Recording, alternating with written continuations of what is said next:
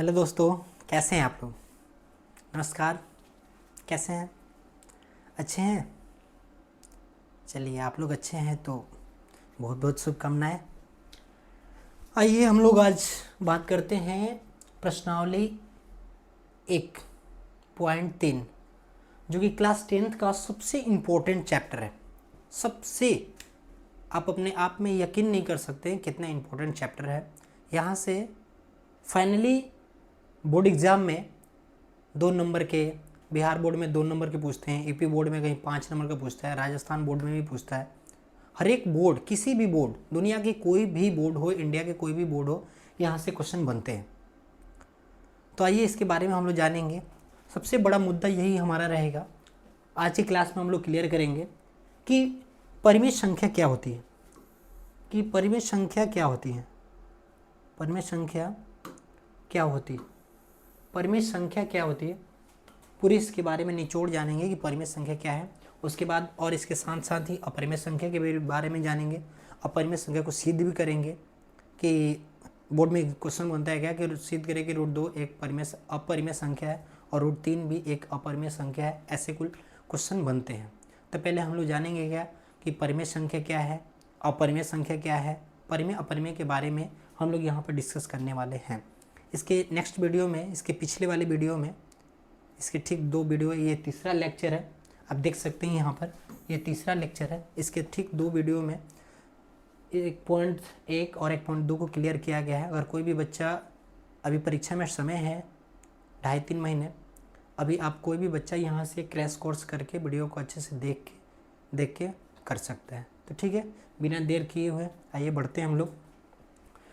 तो ये वास्तविक संख्या की चैप्टर है, परिमेय और अपरिमेय, परिमेय और अपरिमेय। और इसके लिए एक नियम भी दिए थे, प्रमेय भी लागू होता है। तो क्या प्रमेय है, आइए देखते हैं। देखिए, मान लीजिए p एक अभाज्य संख्या है। यदि p a² को विभाजित करती है तो p a को भी विभाजित करेगी, जहां p एक धनात्मक पूर्णांक संख्या है। यानी धनात्मक पूर्णांक संख्या, धनात्मक पूर्णांक संख्या है। देखो कथन क्या है, प्रमेय क्या है, जरा देखना कि p जो है, p एक अभाज्य संख्या है। p एक अभाज्य संख्या, कोई भी आप p एक अभाज्य संख्या मान लेते हैं कि p बराबर मैंने मान लिया अभाज्य संख्या 5, p बराबर मैंने मान लिया 5, और बोला है क्या कि a² को विभाजित करता है। तो a² को विभाजित करता है तो p जो है a को भी विभाजित करेगा। जैसे भाई देखो p बराबर 5 मैंने मान लिया और a बराबर मैं ले लेता हूँ, यहाँ पर a बराबर भी मैं ले लेता हूँ 5 ही ले लेता हूँ, a बराबर भी 5 ही ले लेता हूँ। तो मैं जैसे इसको विभाजित करूँगा, इसको मैं करूँगा, तो क्या बोला है पहला कथन में कि अगर a² को p विभाजित कर रहा है तो a को भी विभाजित p करेगा, a को भी करेगा। इसका का नाम क्या हुआ, जरा मान पुट करना। जैसे हम लोग मान पुट करते हैं क्या, तो 5 का स्क्वायर और बटा में p का मान भी मैंने 5 लिया है, तो 5 का स्क्वायर करेंगे तो 25/5, 5 जो है 5 से कट जाएगा, यानी इसको विभाजित कर दिया, इसको विभाजित कर दिया। तो इसके a वाले मान को भी, इसके a वाले मान को भी, यानी a का मान हमारे पास 5 है, a का मान क्या है हमारे पास 5 है, a का मान हमारे पास a बराबर 5 है और p बराबर भी 5 है। तो a के मान को भी p क्या करेगा, विभाजित करेगा, यानी 5/5 से कट करेंगे तो क्या होगा 1। यानी आप लोगों ने देखा क्या कि कोई भी अगर हम लोग संख्या मानते हैं तो अगर वो उसके स्क्वायर को विभाजित कर रहा है, उसके स्क्वायर को विभाजित कर रहा है, तो उसके ठीक स्क्वायर रूट को विभाजित कर रहा है तो उसके स्क्वायर रूट को भी क्या करेगा, विभाजित करेगा। यही नहीं, जैसे एक और भी एग्जांपल आप देख सकते हैं, जैसे भाई देव मैंने p बराबर मान लिया 2 है और a बराबर आपके पास 6 है, a बराबर आपके पास 6 है। तो देखिएगा, अगर p जो है वो a² को विभाजित कर रहा है, इसका मतलब कि p का मान अगर 2 है तो 2 6 का स्क्वायर अगर करेंगे तो 6 का स्क्वायर हो जाएगा 36, 36, 36 को 2 डिवाइड करेगा तो हो जाएगा 18, हो जाएगा 18। तो जो ए का भी जो मान है, ए बराबर आपके पास दिया गया है जो 6, ए बराबर जो दिया गया है आपके पास 6, इसको भी 2 क्या करेगा, विभाजित करेगा, यानी हो जाएगा आपके पास 3। क्या हो जाएगा, 3। यानी यही सीधे सीधे कथन में बोला है क्या, कि अगर P जो है ए की स्क्वायर को विभाजित कर रहा है तो P ए को भी विभाजित करेगा। यही इसकी मेन निचोड़ थी इस प्रमेय का। ठीक है, इस प्रमेय का आखिर ये कितना सत्य है कितना असत्य है, आइए आगे बढ़ते हैं। देखिए सबसे पहली मुद्दा यही है कि हमारी परिमेय संख्या क्या होती है और अपरिमेय संख्या क्या होती है, इसके बारे में आज हम लोग डिस्कस करने वाले हैं। तो ध्यान से नज़रें बनाए रखिएगा। देखिएगा परिमेय संख्या, मैं कुछ परिमेय संख्या लिखता हूँ। परिमेय संख्या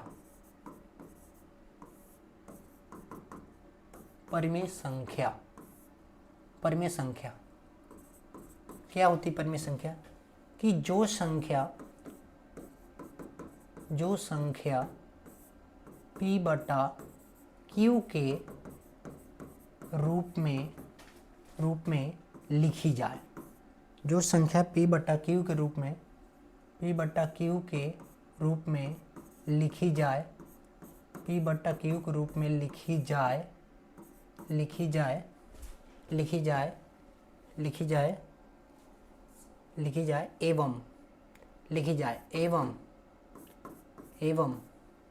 एवं Q डज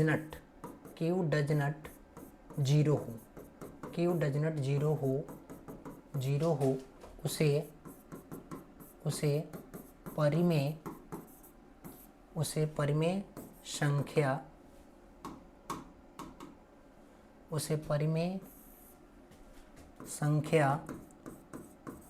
परिमेय संख्या कहते हैं।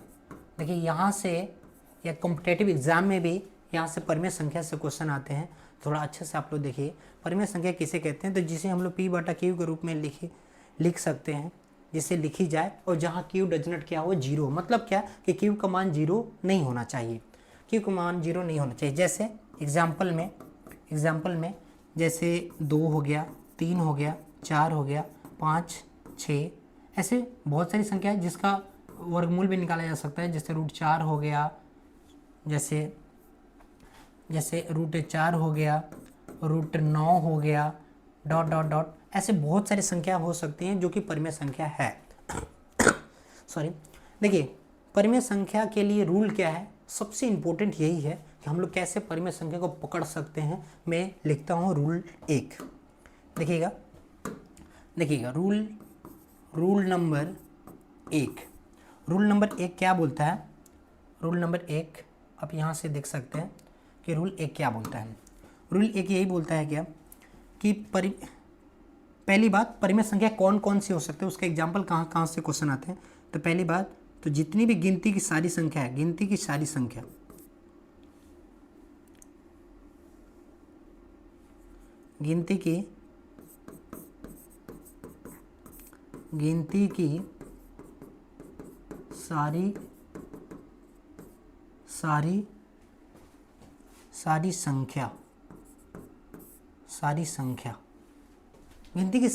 जितनी भी गिनती की सारी संख्या है। फॉर एग्जाम्पल मैं एग्जाम्पल के साथ भी लिख रहा हूँ। फॉर एग्जाम्पल 1, जैसे 2, 3, 4, 5, 6, 7, ये तो गिनती की जितनी भी सारी संख्या सब परिमेय संख्या हो जाएगी। जैसे रूल 2 में जिसका जो पूर्ण वर्ग हो, जो पूर्ण वर्ग हो, जैसे एग्जाम्पल में हो गया, जैसे 4 हो गया, 9 हो गया। अब रूट में भी डाल दो, √4 हो गया, √9 हो गया, √16 हो गया, √25 हो गया। जितनी भी संख्याएं हैं जिसका हम लोग स्क्वायर रूट आराम से निकाल सकते हैं, आसानी से निकल जाता है, वो सभी संख्याएं आपकी परिमेय संख्या कही जाती है। ठीक है, आगे देखिएगा। और भी जिसका दशमलव का मान शांत हो, देखिएगा ध्यान से, बहुत ही इम्पोर्टेंट है। जिसका दशमलव का मान जिसका दशमलव का मान क्या हो, शांत हो, जिसका दशमलव का मान क्या हो, शांत हो, जिसका दशमलव का मान शांत हो, वो सभी संख्या क्या कहलाती है, परिमेय संख्या कहलाती है। वो सभी संख्या परिमेय संख्या कहलाती है। और सुनिए, जैसे आप लोग जानते हैं क्या कि पाई की जो वैल्यू होती है वो 22/7, पाई का मान क्या होता है, 22/7, पाई का जो मान होता है वो हमारे पास होता है 22/7। तो जो 22/7 हुआ वो 22/7 भी एक परिमेय संख्या है, परिमेय संख्या है, परिमेय संख्या है, परिमेय संख्या है। जो पाई का जो मान होता है वो 22/7, वो भी एक परिमेय संख्या है। लेकिन पाई का मान 3.14 भी होता है, वो हमेशा अपरिमेय संख्या होता है। तो मैं इसको साइड करता हूँ, फिर आगे देखिएगा।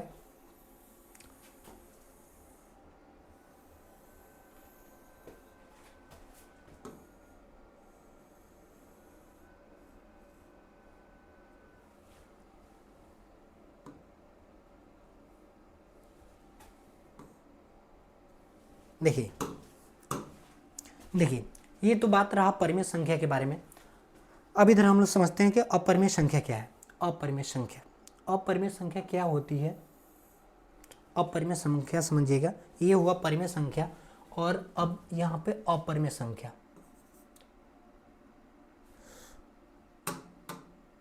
अपरिमेय संख्या, अपरिमेय संख्या, अपरिमेय संख्या किसे कहते हैं, अपरिमेय संख्या किसे कहते हैं, देखना जरा कि जो संख्या P/Q के रूप में, P/Q के रूप में नहीं लिखी जाए, नहीं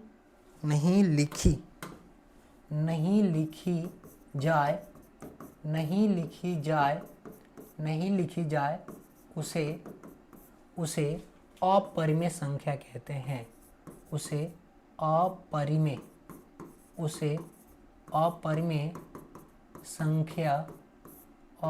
संख्या कहते हैं, उसे अपरिमेय संख्या कहते हैं, जिसे हम लोग P/Q के रूप में नहीं लिखे जाए। और एक लाइन इसमें इंक्लूड कर सकते हैं, जहाँ Q डज नॉट जीरो हो, जहाँ Q बराबर क्या हो, Q डज नॉट क्या हो, जीरो हो, P/Q के रूप में ना लिखी जाए, जहाँ Q डज नॉट क्या हो, जीरो हो, वो हमारी जो संख्या होती है वो क्या होती है, अपरिमेय होती है। क्या होती है, अपरिमेय संख्या होती है। ठीक है। अच्छा हाँ, एक मिनट, यहाँ पर भी आपको बात ध्यान देना है, जिसका दशमलव का मान क्या हो, शांत हो। जैसे फॉर एग्जाम्पल मैं इसका एग्जाम्पल यहाँ दे देता हूँ। जैसे एग्जाम्पल में आप कह सकते हैं क्या कि 2.45, ये रुक गया, ये संख्या रुक गई। अब कोई संख्या ना रुके, डॉट लगा रहे, वो संख्या हमारी अपरिमेय हो जाती है। और जिसमें संख्या में डॉट, एक तो पहचान यहाँ से भी दशमलव की, अगर कोई संख्या है जिसमें दशमलव में डॉट लगा है, कंसेप्ट को अच्छे से क्लियर करो, जिसमें डॉट लगा है वो संख्या हो जाएगी अपरिमेय, और जिसमें डॉट नहीं लगा है वो संख्या हो जाएगी परिमेय। ठीक है, क्लियर। आगे देखिएगा, तो इसका एग्जाम्पल में क्या हो जाएगा, एग्जाम्पल में देखना जरा, एग्जाम्पल देखना जरा, एग्जाम्पल में देखना। जैसे फॉर एग्जाम्पल में जैसे हो जाता है √2, √3, √4, √4 नहीं, √4 क्योंकि स्क्वायर रूट निकल सकता है उसका, तो √4 नहीं। जैसे आप √5 बोल सकते हैं, √6 बोल सकते हैं, यानी जितनी भी है। या आप बोल सकते हैं 4.34 डॉट, या पाई का जो हमारा जो मान भी होता है, पाई का मान ये होता है 3.14 डॉट आती रहता है। तो ये भी हमारे पास जो संख्या होती है वो क्या होती है, अपरिमेय होती है, अपरिमेय है। जो 3.14 जो पाई का जो मान होता है वो भी हमारे पास क्या होती है, अपरिमेय संख्या होती है, अपरिमेय संख्या होती है। ठीक है, आगे बढ़ते हैं। देखिएगा ध्यान से यहाँ से कंसेप्ट। अब जैसे आपके पास परिमेय होने के लिए आपके पास 3-4 नियमें थी। पहली बात क्या कि गिनती की जितनी भी सारी संख्या वो सभी संख्या क्या कहलाती है, परिमेय संख्या कहलाती है। जो संख्या पूर्ण वर्ग हो उसको भी हम लोग परिमेय संख्या बोल सकते हैं। जिसका दशमलव का जो मान हो वो क्या हो, शांत हो, उसको भी बोला जा सकता है परिमेय संख्या। और पाई का जो मान होता है 22/7 उसको भी हम लोग क्या बोलते हैं, एक परिमेय संख्या। अपरिमेय संख्या क्या कॉन्सेप्ट है जरा देखना। जैसे रूलेख में क्या बात बोलता है कि जिसका वर्गमूल, मैं आपके अपने लैंग्वेज में लिखवा रहा हूं, आपके लैंग्वेज में, एंड देखिएगा ध्यान से, जिसका वर्गमूल जिसको इंग्लिश में बोलते हैं स्क्वायर रूट, यानी जिसका वर्गमूल यानी जिसका करनी जिसको बोल सकते हैं आप, जिसका स्क्वायर रूट आसानी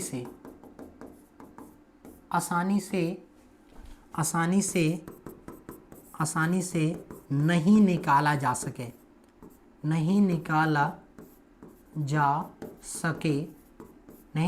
सके वो भी होती है। जिसका जैसे में फॉर एग्जाम्पल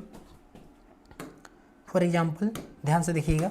फॉर एग्जाम्पल में क्या क्या हो जाएगा, जैसे रूट 2 हो गया, रूट 3 हो गया, रूट 5 हो गया, रूट 6 हो गया, रूट 7 हो गया। ये जितनी भी सारी संख्याएं हैं ये सभी संख्याएं क्या कहलाती है, अपरिमेय संख्या। आ रहा है क्या, मजा आ रहा है? ध्यान से बने रहिए, देखिए अंत तक देखिए। और भी क्या हो सकती है, जैसे रूल टू क्या होती है, रूल 2 यानी जिसका दशमलव अशांत हो, जिसका दशमलव प्रसार क्या हो, अशांत हो, वो क्या होती है, वो भी अपरिमेय संख्या होती है। जैसे एग्जाम्पल में, जैसे मैं लिख दिया 1.456 डॉट लगा दिया। जैसे लिख दिया 2.345896 डॉट यह लगा दिया 3.4566789 डॉट। ये सभी संख्या क्या कहलाती है, अपरिमेय संख्या। क्या कहलाती है, अपरिमेय संख्या। अब इससे कोई ज़्यादा परिमेय अपरिमेय संख्या के से मान से रिलेटिव क्वेश्चन आपके एग्जाम में नहीं आएंगे। आप यहाँ से पूरी 100% परिमेय और अपरिमेय संख्या के बारे में जान गए कि परिमेय संख्या कौन होती है, अपरिमेय संख्या कौन होती है।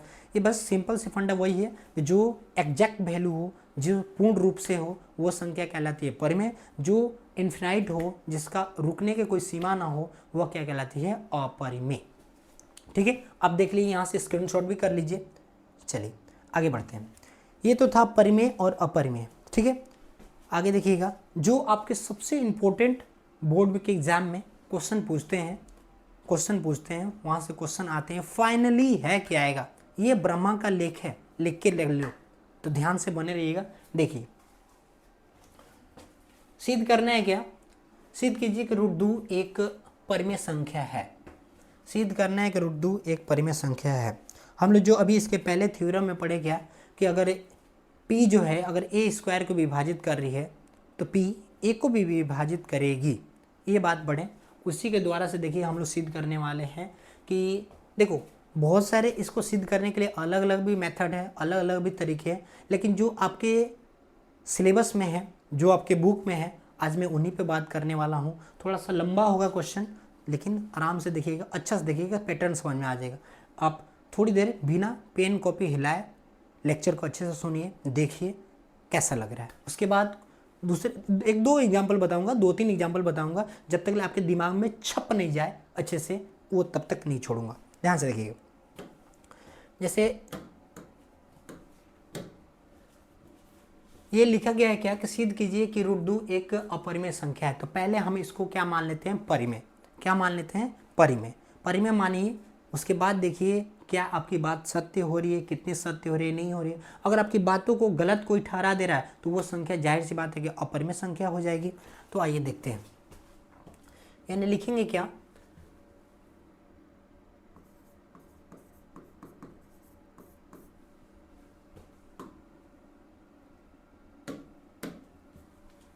माना कि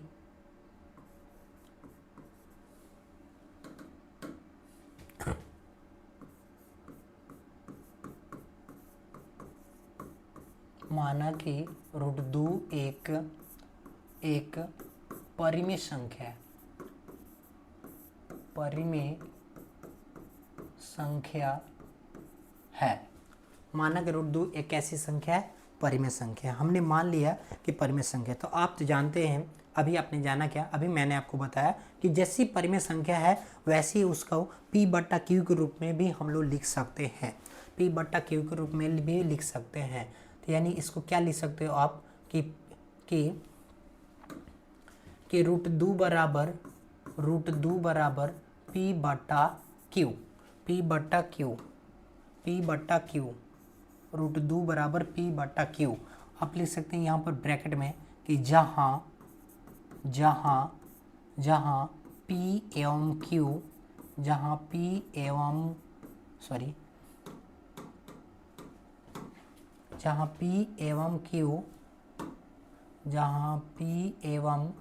Q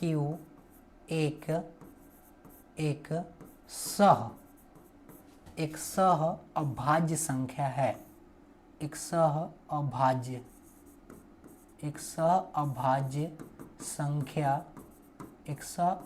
संख्या है।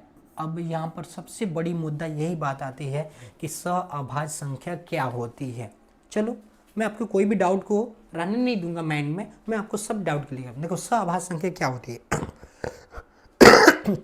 सॉरी, देखिए सहअभाज्य संख्या क्या होती है।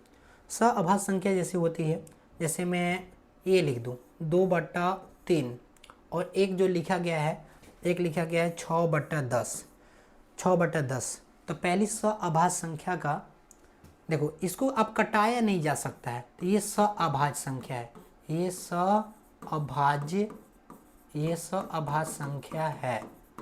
सहअभाज्य संख्या है, जिसको हम लोग और कटा नहीं सकते हैं और इसको खंडित नहीं किया जा सकता है, तो वो संख्या हमारी कहलाती है सहअभाज्य संख्या। क्या कहलाती है? सहअभाज्य संख्या। लेकिन जिसको हम लोग कटा सकते हैं, जिसको हम लोग कटा देते हैं, वो हमारी कहलाती है भाज्य संख्या। यानी देखो इसको कटा सकते हैं हम लोग, तो 2 से कटा सकते हैं, 2 से कटा दीजिएगा तो 3, 2 से कटा दीजिएगा 5। तो ये जब आया तो 6 जब लिखा था 6/10, तो ये हमारी संख्या भाज्य संख्या थी, लेकिन जिसको हम लोग कटा दिए तो अब इसको हम बोल सकते हैं क्या कि सहअभाज्य संख्या। क्या बोल सकते हैं? सहअभाज्य संख्या। यानी जिसको हम लोग फ्रैक्शन के रूप में कटा के निकाल देते हैं, वो हमारी हो जाती है क्या? सहअभाज्य संख्या। मतलब क्या? जिसको अब कटाया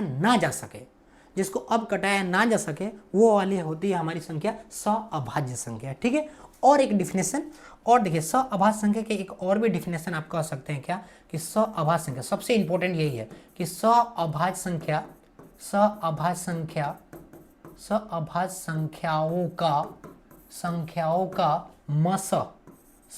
का एक होता है। क्या होता है? एक होता है। सहअभाज्य संख्याओं का मसा जो होता है वो क्या होता है? एक होता है। सहअभाज्य संख्याओं का जो मसा होता है वो हमारा क्या होता है? एक होता है। क्या होता है? एक होता है। वो जो हमारी जो संख्याएं होती है वो क्या होती है? एक होती है।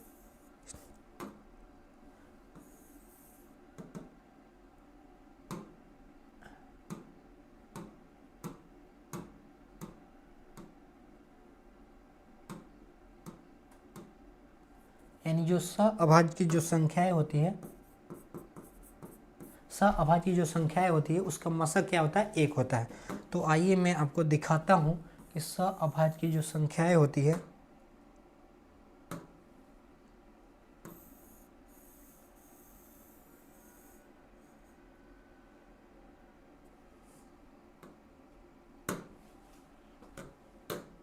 देखिए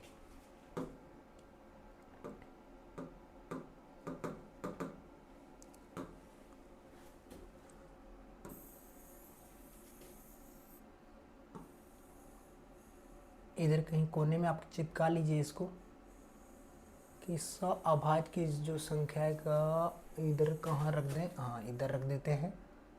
अब देखिएगा उसको, वो काम देने वाला है। इसको तो मैं हटा देता हूँ। सहअभाज्य संख्याओं का जो मसा होता है वो उसका मान क्या होता है? एक होता है। जैसे फॉर एग्जांपल ये जो सहअभाज्य संख्या 2 और 3, 2 और 3 का आप अगर मसा लीजिएगा, 2/3 का अगर मसा लीजिएगा तो 2 और 3 ऐसे ही मसा निकालते हैं हम लोग। 2 एकम 2, ये घटा 1, ये आया है हमारे पास 2, तो ये 2 बार में जाएगा, 2 कट गया, यानी HCF यानी मसा जो होता है हमारा, मसा जो होता है वो क्या हो गया, 1 हो गया। कोई भी आप सहआभाज्य संख्या, जैसे आप 10 अब बटा 11 लीजिए, ये भी सहआभाज्य संख्या है क्योंकि इसको काटा नहीं जा सकता है, तो इसका कहीं कि भैया मसा 1 होता है, तो हाँ होता है। देख लो ध्यान से, 10 और 11 ले लीजिए, एक बार में 10 से कम 10 कट घट गया तो 1, ये आएगा 10 इधर, 10 बार में जाएगा, 10 बार में ही जाएगा, कट गया, यानी देख लीजिए मसा बराबर जो हमारे पास होगा उसका मान क्या होगा, 1। मसा बराबर जो मान होगा वो क्या होगा, 1। तो यहाँ से एक मोटी मोटी बात यही जान गए कि सहअभाज्य संख्याओं का जो मसा होता है उसका मान हमेशा क्या होता है, 1 होता है। ये बहुत आगे इस क्वेश्चन में भी काम आने वाला है, तो आइए देखते हैं। ठीक है, इसको मैं डिलीट करता हूँ, हटाता हूँ। ठीक है, देखिए ध्यान से, तो ये हमारे पास सहअभाज्य संख्याएं थी, तो हम लोग जान गए इसको। क्या करेंगे जरा देखना, ये हो जाएगा, ये हो जाएगा √2 क्यू को इधर भेज दीजिए जरा, तो √2 क्यू बराबर पी, क्यू बराबर पी,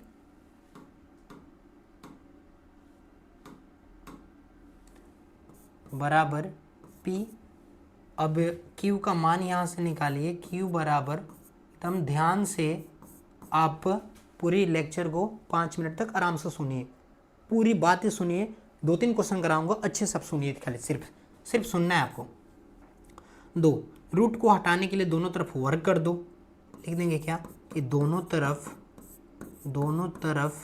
वर्ग करने पर करना जरा वर्ग, क्या हो जाएगा, क्यू स्क्वायर बराबर पी स्क्वायर बाई, जैसे ही हम लोग रूट का कोई भी स्क्वायर रूट निकालते हैं तो रूट ऑटोमेटिक ही खत्म हो जाती है, यानी हो जाएगा 2। याद रखना, रूट घास का स्क्वायर सिर्फ घास होगा, √2 का स्क्वायर सिर्फ √2 होगा, रूट कुछ भी आप ले लीजिए, रूट मार्कर का स्क्वायर क्या हो जाएगा, सिर्फ मार्कर, रूट बोर्ड का स्क्वायर क्या हो जाएगा, सिर्फ बोर्ड, रूट 10 का स्क्वायर क्या हो जाएगा, सिर्फ 10। तो वैसे ही यहाँ पर स्क्वायर रूट क्या हो गया, खत्म हो गया। अब हमारे पास क्यू स्क्वायर बराबर ये हो गया। अब यहाँ पर वही थ्योरम काम करती है कि पी स्क्वायर को कौन विभाजित कर रहा है, पी स्क्वायर को 2 विभाजित कर रहा है, तो इसके पी को भी 2 विभाजित करेगा, जो अभी हम लोग इसके नेक्स्ट क्लास में पढ़ें। देखिए जरा, ये रहा, देखिए क्या लिखे आप कि पी को ए स्क्वायर को पी अगर विभाजित कर रहा है, ध्यान से देखिए, इधर विभाजित किया है, मान आ गया, तो उसके जो संख्या जो है एक का मान को भी वो क्या करेगा, विभाजित करेगा। यहाँ पर हम लोग देख लिए, इसी का प्रयोग करके हम ये वाले करने वाले हैं। यानी क्या लिख सकते हैं, चूंकि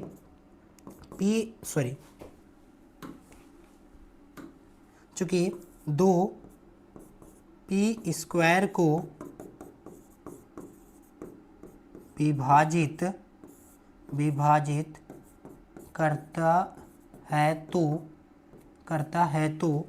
करता है तो इसके स्क्वायर रूट नहीं, सिंपल, यानी तो 2 जो है पी को भी विभाजित करेगा। अभी हम लोग थ्योरी में जाने यही क्या कि पी जो है, 2 जो है, जो बटा में है, बटा जो होती है वही विभाजित करती है, तो जो 2 जो है वो पी स्क्वायर को विभाजित कर रहा है, 2 जो है पी स्क्वायर को विभाजित कर रहा है, तो 2 पी को भी विभाजित करेगा। हमने जान गए हैं, लिख लिए, इसके पीछे प्रमेय में हम लोग सीख चुके हैं। तो इसका मतलब क्या हुआ कि जैसे इसको विभाजित कर रहा है तो हमने लिख सकते हैं क्या कि p/2 बराबर k1, p/2 बराबर k1 माना आप मान लीजिए p/2 बराबर k1। फिर यहाँ लिख लीजिए जहाँ k1 एक पूर्णांक संख्या है। कैसी संख्या है, पूर्णांक संख्या है। जरा करना, करना, यहाँ से क्या निकल जाएगा, क्या निकल जाएगा, P बराबर निकल जाएगा। अच्छा 1 मिनट, ये तो हो गया हमारा समीकरण 1, इसको समीकरण 1 मान लो। तो P बराबर 2k1, 2k1। अब P का मान हम लोग किस में रख देंगे, इस वाले संख्या में, समीकरण 1 में। तो देखना क्या मिलेगा, इधर देखते हैं। यानी लिखेंगे क्या यहाँ से कि P का मान समीकरण 1 में P का मान समीकरण 1 में मैं भर रहा हूँ, P का मान समीकरण 1 में भर रहा हूँ। इसको मैं छोटा कर रहा हूँ और ये ज़्यादा जगह ले रहा है, लग रहा है कि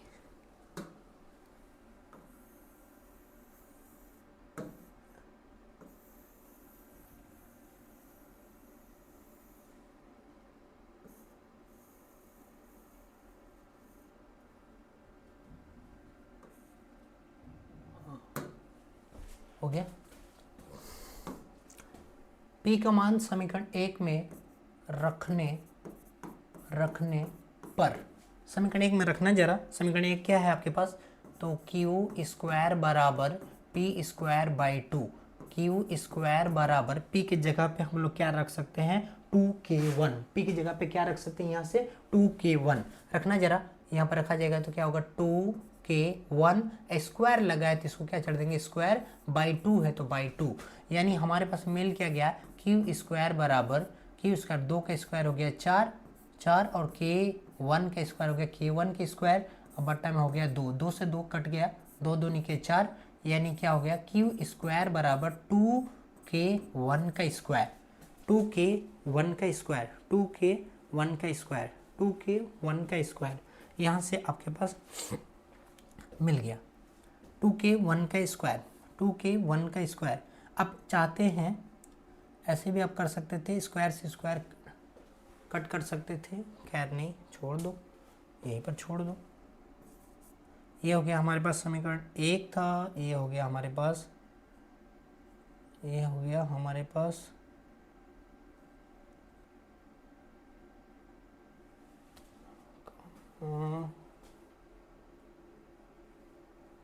ठीक है। अब ये देखिएगा यहाँ से क्या हो जाएगा, k1 स्क्वायर बराबर क्यू स्क्वायर बाई 2, देखना जरा, ये दोनों गुना में था, इधर आया तो क्या आया, डिवाइड में आया, यानी मैंने सीधा, अगर इसको घुमा के लिख रहा हूँ, सीधा लिख रहा हूँ, ध्यान से देखना, सीधा लिख रहा हूँ, इसको पहले इसको बाद में, यानी k1 स्क्वायर बराबर क्यू का स्क्वायर बाई 2। अब इससे ये भी यहाँ पर जो रूल फॉलो हुआ कि जो स्क्वायर है P स्क्वायर को 2 विभाजित कर रहा था, P स्क्वायर को 2 जो है विभाजित कर रहा था, तो P को भी विभाजित किया, वैसे ही यहाँ पर भी Q स्क्वायर को कौन विभाजित कर रहा है, 2 विभाजित कर रहा है, P स्क्वायर को Q स्क्वायर को कौन विभाजित कर रहा है, 2 विभाजित कर रहा है। तो वही लिखेंगे, क्या लिखेंगे, देखना जरा, लिखेंगे चूँकि 2 क्यू स्क्वायर को विभाजित करता है तो 2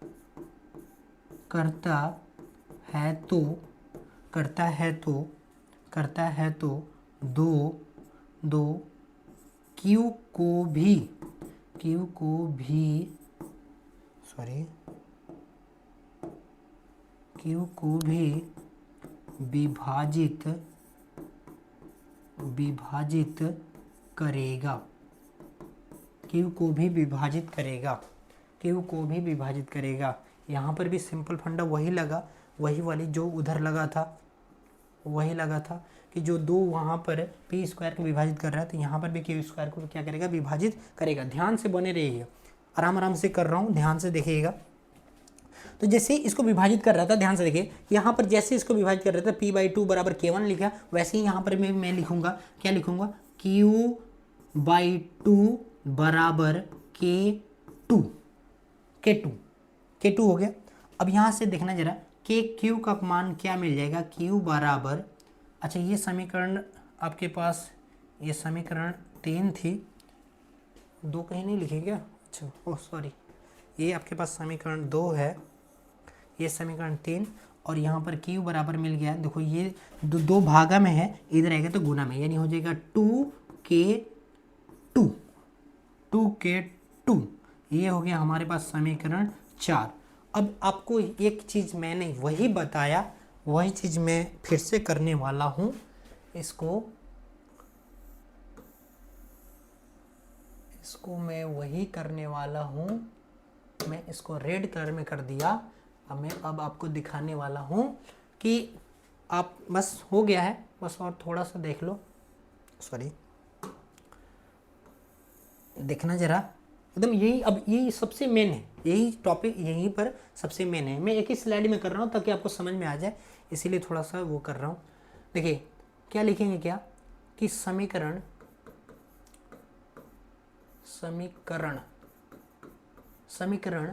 आप 2 एवं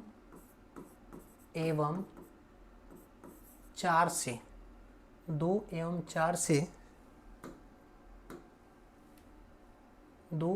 4 से अब क्या आपको देखने को मिला।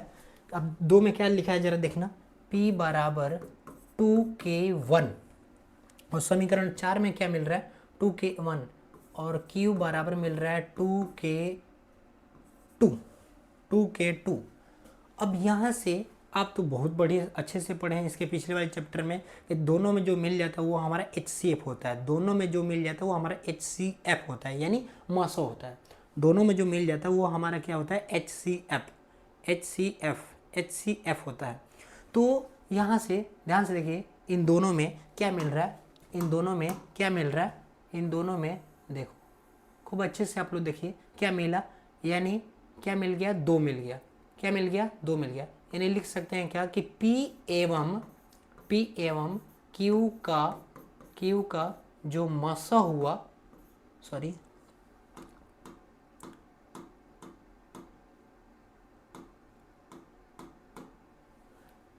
मासा जो हुआ, मासा वो क्या हुआ 2। क्या हुआ 2। आप तो यही जानते हैं कि P और Q क्या था। देखो यहाँ पर P और Q क्या था, सहअभाज्य संख्या, यानी सहअभाज्य संख्या का मासा 1 होता है, और हमारे पास P और Q का मासा कितना आ गया, 2 हो गया। इसलिए हमारी मान्यता क्या हो गई, गलत हो गई। यहाँ से सिंपल वर्ड में हम लोग आ गए क्या कि P और Q की जो हम लोग माने थे कि सहअभाज्य संख्या इसका मासा 1 होगा, हमारे पास तो 2 आ गया, तो इसलिए हमारी मान्यता क्या हो गई, गलत हो गई। यानी हमने क्या माना था कि P माना कि √2 एक परिमेय संख्या है, यानी 2 यहाँ पर परिमेय संख्या नहीं है, क्या है, अपरिमेय संख्या है। यानी बस वही निचोड़ लिख देना है। अतः लिख देंगे,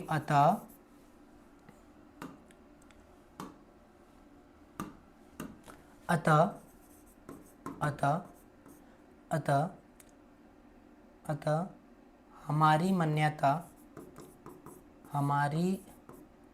सॉरी ऐसे नहीं, इसके पहले कुछ और लिख लो, यानी अतः क्या लिख लोगे, लिख लो तुम, देखो लिखो क्या, चूंकि लिख लो कि हमारी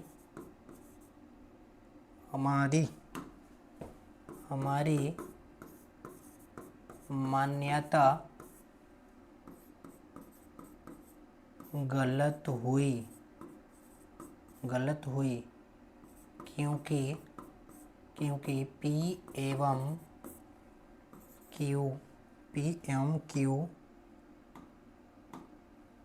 P एवं Q का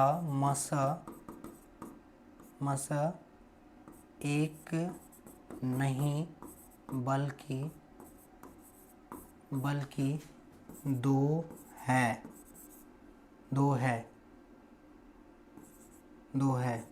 इसलिए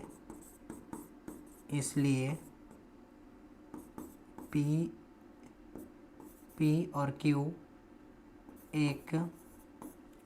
एक सहअभाज्य संख्या नहीं है। अतः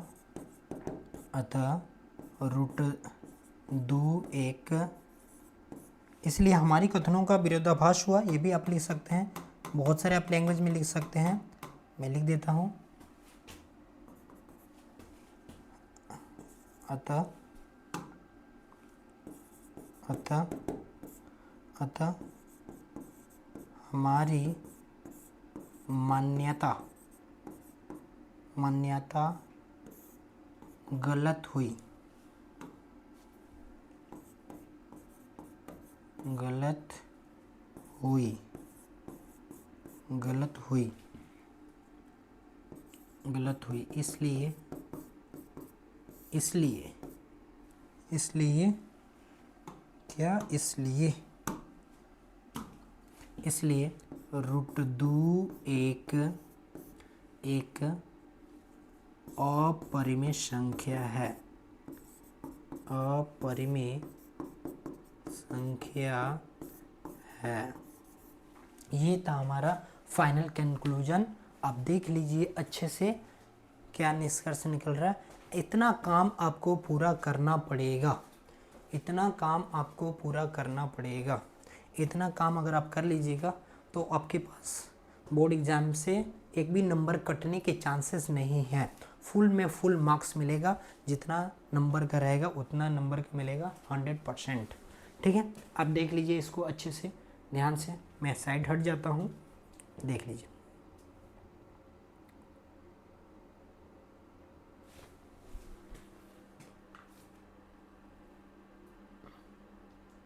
चलिए आगे बढ़ते हैं।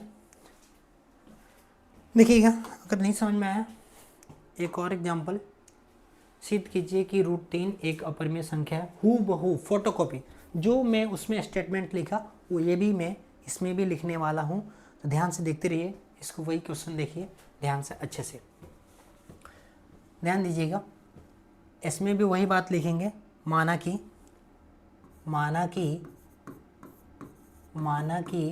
रूट 3 एक परिमेय संख्या है, परिमेय संख्या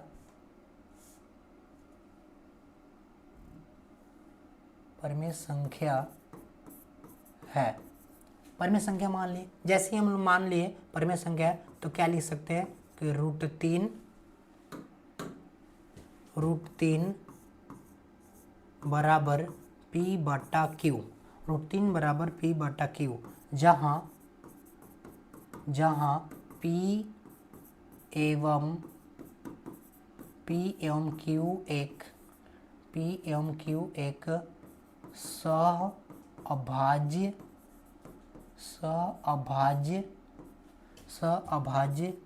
संख्या है, सअभाज्य संख्या है और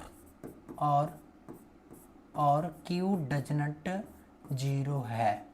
ये संख्या मान लिए हम लोग कि जहाँ P एवं Q क्या है, एक अभाज्य संख्या है, सअभाज्य संख्या है। यानी फिर से आ गया वही बात कि सअभाज्य संख्या है तो उसका मासा का मान क्या होगा, 1 होगा। क्या होगा, 1 होगा। क्या होगा, 1 होगा। मजा आ रहा है क्या, समझ में आ रहा है क्या? ध्यान से देखना, दोनों क्वेश्चन का फोटोकॉपी जैसा देखिएगा आपको एकदम समझ में ही आ जाएगा, पूरे अच्छे से समझ में आएगा, ध्यान से। और जैसे ही हमने जान गए कि है तो हम लोग क्या निकालते हैं, Q का मान, यानी कि इसको इधर विदा करिएगा, यानी लिखिएगा रूट 3Q बराबर P। अब 3 को भेज दीजिए, Q बराबर लिख दीजिए P बटा में रूट 3। अब भाई रूट में तो संख्या नहीं होगी, रूट को हटाना पड़ेगा, इसके जैसे वर्ग करना पड़ेगा। करना जरा वर्ग, लिखेंगे क्या कि दोनों तरफ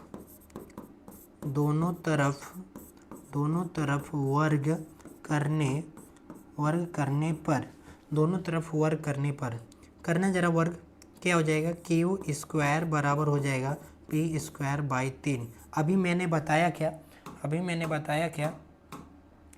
मैंने एक ही चीज़ ये भी बताया, मैंने ये भी बताया कि अगर किसी चीज़ का हम लोग स्क्वायर रूट निकालते हैं, जैसे रूट का अगर स्क्वायर करते हैं तो वो हमारी क्या हो जाती है, ख़त्म हो जाती है, रूट ख़त्म हो जाती है। तो जैसे मैंने रूट 3 का स्क्वायर किया तो वो हमारी क्या हो गई, ख़त्म हो गई, ख़त्म हो गई।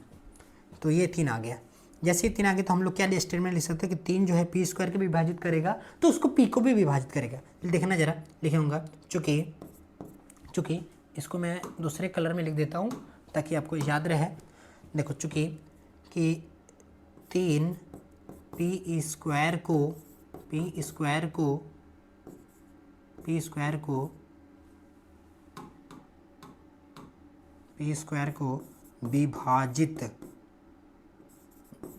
को विभाजित करती है तो 3 पी को भी विभाजित करेगी पी को भी विभाजित करेगी। तो जैसे विभाजित करेगी तो क्या लिखेंगे, p बटा 3 बराबर k1। जैसे विभाजित करेगी तो क्या हो जाएगा, k1 यानी k1। अच्छा, ये समीकरण हमारा एक है, जहाँ आप लिख सकते हैं कि जहाँ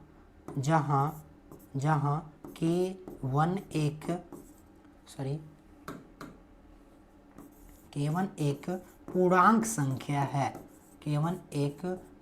संख्या है। जैसे ही पूर्णांक संख्या है तो हम क्या करेंगे, यहाँ से आप मान निकाल लीजिएगा p बराबर 3k1। ये हो गया समीकरण हमारा 2। जैसे समीकरण 1 और 2 आया, 1 भी निकाल लिए, 2 भी निकाल लिए। जैसे 1 और 2 निकाल लिए, इसको मैं और साइड करता हूँ, ज़रा देखना, क्योंकि बोर्ड पे हटेगा नहीं तो फिर दिक्कत हो जाएगा।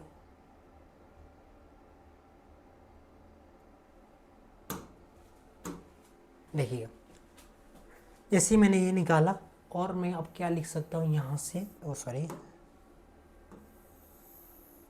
अब मैं क्या ले सकता हूँ, जैसे इसको विभाजित कर रहा है, इसको ये विभाजित करती है, स्टेटमेंट लिख दिया। अब समीकरण 2 का मान समीकरण 1 में भर दो, यानी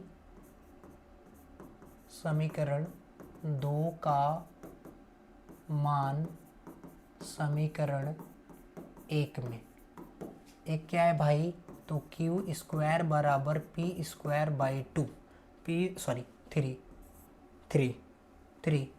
तो क्या हो जाएगा, क्यू स्क्वायर बराबर पी की जगह पे भर दो 3k1, 3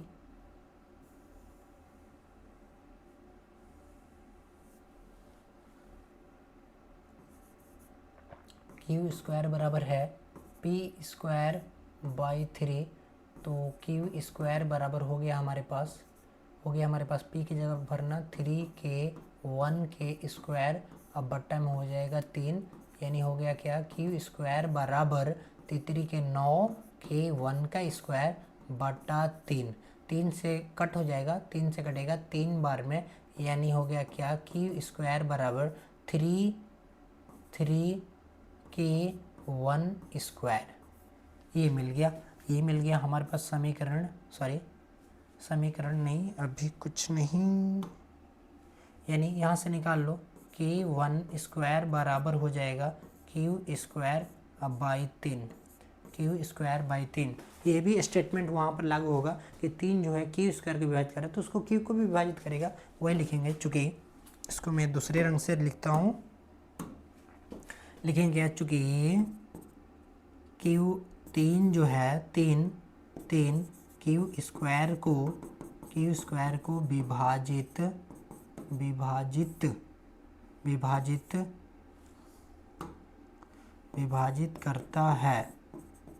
करता है तो 3 क्यू को भी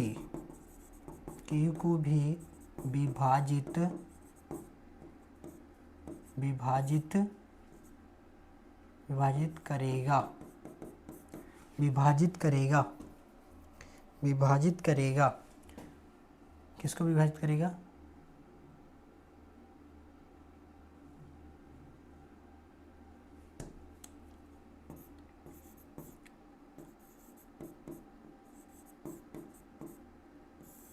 विभाजित करेगा।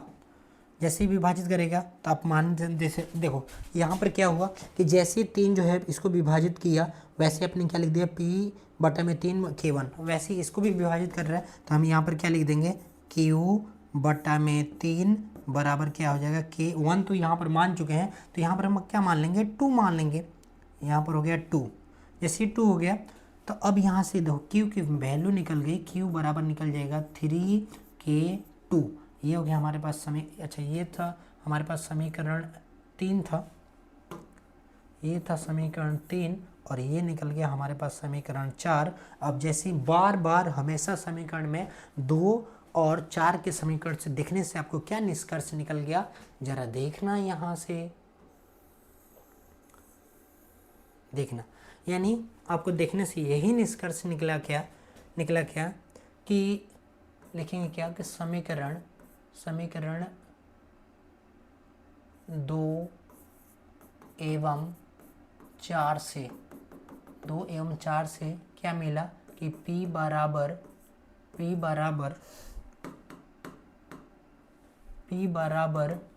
मिल गया 3k1 और Q बराबर ये समीकरण 4 में मिल गया 3k2।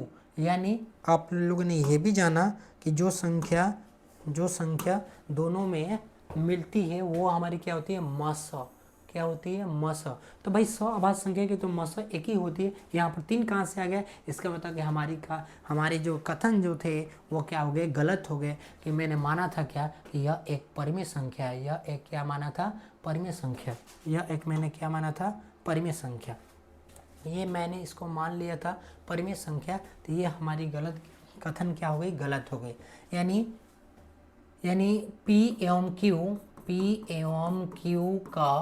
Q का मस क्या हो जाएगा, मस हो जाएगा 3। इसलिए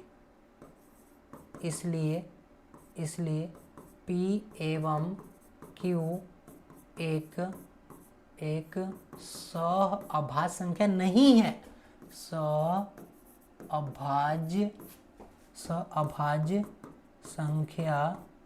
संख्या नहीं है, क्योंकि इनका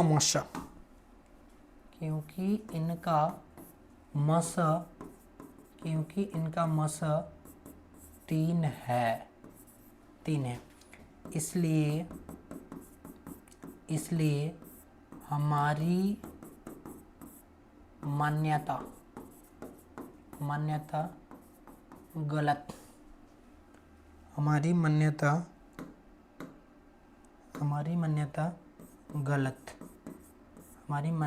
गलत हुई।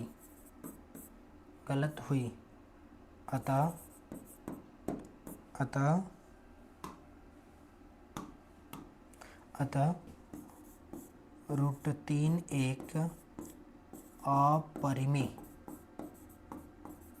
अपरिमेय संख्या है।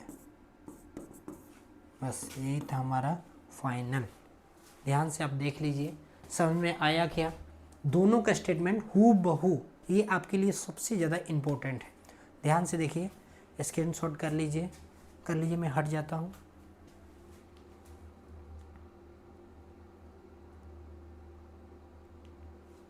चलिए आगे बढ़ता हूँ। ध्यान से देखिए, अगला नेक्स्ट देखिए, उसी प्रकार ये भी है। तो इसको मैं आपको होमवर्क में डालता हूँ, मैं नेक्स्ट क्लास में इसको करवाऊँगा।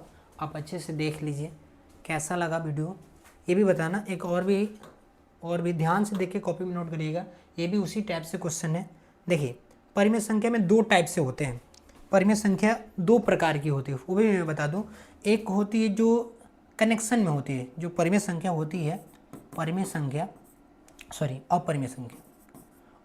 संख्या जो होती है, एक जो सिंपल फंडों में होती है। एक जैसे यही होती है, जैसे जैसे आ गया √2, √3, √5, √6, √7, एक इस टाइप से होती है। और एक जो होती है माने पूर्ण संख्या के साथ वो लगी रहती है, एक वो टाइप से भी होती है। जैसे पूर्ण संख्या के साथ, जैसे 2 एक पूर्ण संख्या हो गई, अब इसके साथ में लगा दो तुम √2, ये क्या हो गई, ये अपरिमेय संख्या बना देती है इसको। एक जैसे 3 लगा, अब इसमें तुम √3 लगा दो, ये भी पूर्ण संख्या प्राकृतिक अपरिमेय संख्या हो गई। अब जैसे या तुम घटा दो इसमें से, या घटा दो, ये भी क्या कहलाएगी, अपरिमेय संख्या, अपरिमेय संख्या, अपरिमेय संख्या, ठीक है, अपरिमेय संख्या। तो ये चीज़ें, ये सभी चीज़ें आप इसके पहले वाली क्वेश्चन में, अब इसके पहले वाली क्वेश्चन में ये घर पे होमवर्क में ट्राई करिएगा, ज़रूर करिएगा। और ये वीडियो कैसा लगा नीचे लाइक नहीं कमेंट करिएगा, कैसा लगा कैसे नहीं। नमस्कार, ठीक है, मिलते हैं अगले वीडियो में। ध्यान से देखें, देखिए अभी भी आपके परीक्षा में बहुत सारे समय नहीं है, आप यहाँ से भी देख के आप अपने क्रैश कोर्स को पूरा कर सकते हैं। कुछ भी आप नहीं जानते हैं तो मेरे चैनल पे आके ध्यान से देखिए, यहाँ पर देखिए यहाँ पर आप मुझे फॉलो कर सकते हैं, देख सकते हैं GPR online top classes, GPR online top classes में आपकी पूरी हम लोग भरसक प्रयास कर रहे हैं, हमारी टीम भी बहुत सा प्रयास कर रही है कि आपको पूरी सब्जेक्ट की पढ़ाई की जाए। नए साल से अभी जैसे ये मैथ का चल रहा है वैसे ही सभी सिलेबस का चलने वाला है। तो ठीक है, थैंक यू, धन्यवाद। कैसा लगा, tata bye bye, see you.